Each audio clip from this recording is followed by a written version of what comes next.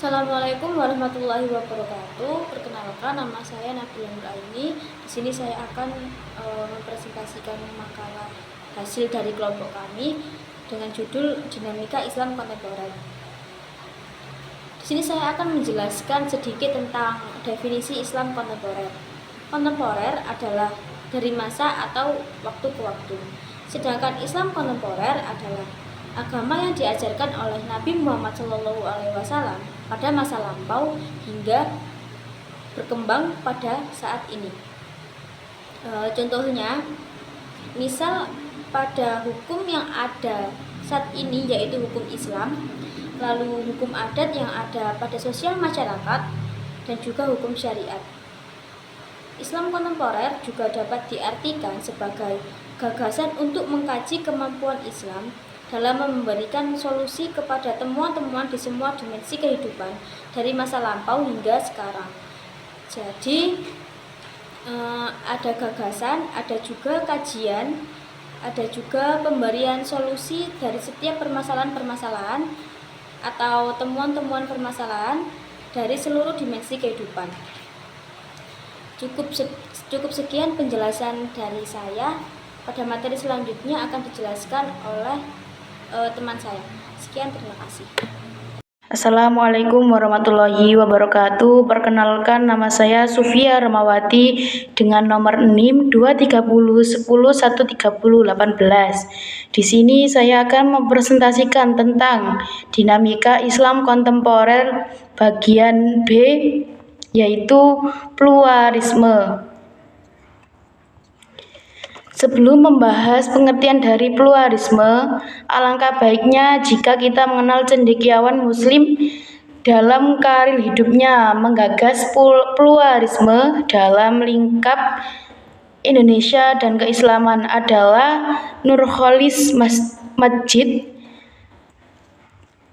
Sebagai Muslim, ia melihat bahwa pemikiran pluralisme telah dikembangkan oleh pemikir-pemikir Muslim di sepanjang sejarah Islam. Sekalipun mulai redup ketika umat Muslim memasuki masa modern, menurutnya pemikiran pluralisme itu lebih dibutuhkan oleh umat Islam sekarang daripada masa-masa sebelumnya.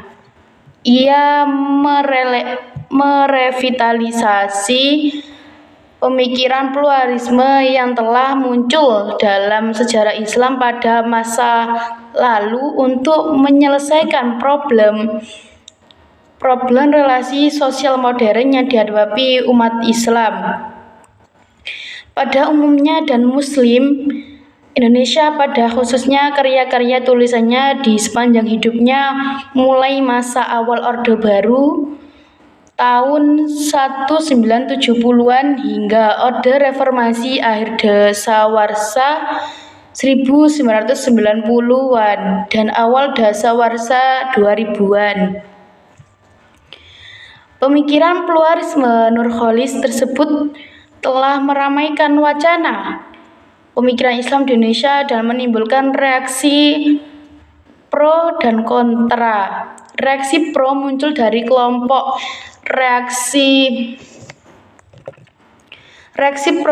kelompok Muslim dan non-Muslim yang melihat perlunya reinterpretasi Islam atau minimal rekapitulasi Islam dalam menghadapi pluralitas modern. Bagi kelompok ini, proses reinterpretasi Islam dapat dan bahkan harus memanfaatkan sumber-sumber yang luas. Masa lalu dan masa kini, Muslim dan non-Muslim. Sebaliknya, reaksi kontra muncul dari kelompok Muslim yang secara take for granted melihat universitas ajaran Islam yang dianggap cocok untuk semua tempat, sehingga reinterpretasi dianggap dapat menimbulkan distorsi. Berkaitan dengan gagasan tentang pluralisme, ditegaskan perbedaan dan keanegaraan atau yang disebut pluralitas dalam kehidupan manusia merupakan kehendak dari Allah Subhanahu wa taala. Al-Quran menyebutkan manusia diciptakan dalam berbagai suku etnis yang berbeda-beda dengan tujuan agar mereka saling mengenal antara satu suku dengan suku lainnya, serta saling hormat menghormati. Dari itu pluralisme selanjutnya harus mengarah kepada pemahaman yang pluralisme. Dalam konteks ini, pluralisme memiliki arti suatu sistem nilai yang mengharuskan manusia untuk menghormati semua bentuk keanekaragaman dan perbedaan dengan menerima hal tersebut sebagai realitas yang sebenarnya. Istilah pluralisme berasal dari kata plural yang berarti sesuatu atau bentuk yang lebih dari satu. Pengertian pluralisme dan konteks ini mencakup pengertian pertama, keberadaan sejumlah kelompok orang dalam satu masyarakat yang berasal dari ras, agama, pilihan politik, dan kepercayaan berbeda. Kedua, suatu prinsip bahwa masyarakat yang berasal dari ras, agama, pilihan politik, dan kepercayaan yang berbeda.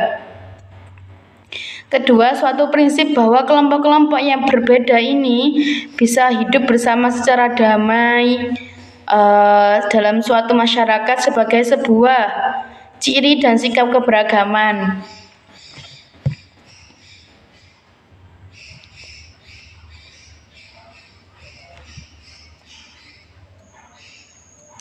Diversitas agama adalah suatu yang bersifat pemberian, sementara pluralisme keagamaan merupakan suatu capaian yang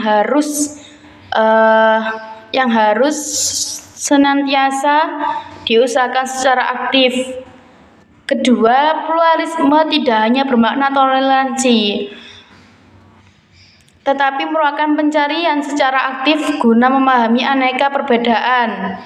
Ketiga, pluralisme tidak sama dengan relativisme, tetapi merupakan usaha untuk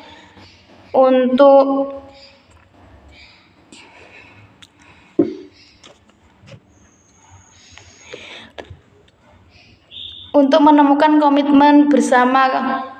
Keempat, pluralisme selalu berbasis pada dialog, yakni adanya keterlibatan secara eksklusif dua orang atau lebih untuk saling berbicara dan mendengar, berproses untuk bersedia membuka pikiran. Baik, yang selanjutnya adalah terorisme.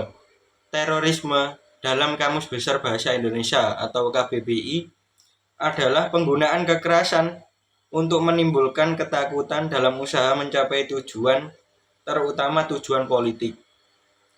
Nah, Majelis Ulama Indonesia berpendapat bahwa terorisme adalah tindakan kejahatan terhadap kemanusiaan dan peradaban yang menimbulkan ancaman serius terhadap kedaulatan negara, bahaya terhadap keamanan, perdamaian dunia, serta merugikan kesejahteraan masyarakat. Baik, yang selanjutnya adalah HAM. Hak asasi manusia adalah hak-hak yang melekat pada manusia, yang diberikan langsung oleh Tuhan Yang Maha Pencipta.